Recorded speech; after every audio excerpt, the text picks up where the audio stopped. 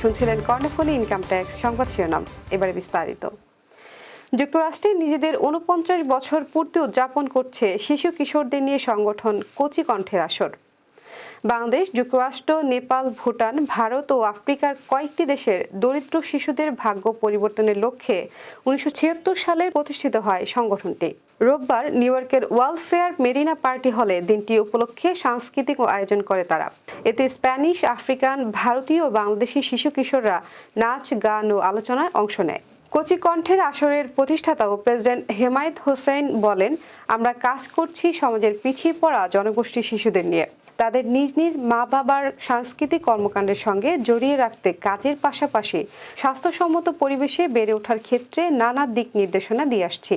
শিক্ষা গ্রহণের সুযোগ সুবিধা পেতেও আমরা পরামর্শ দেই।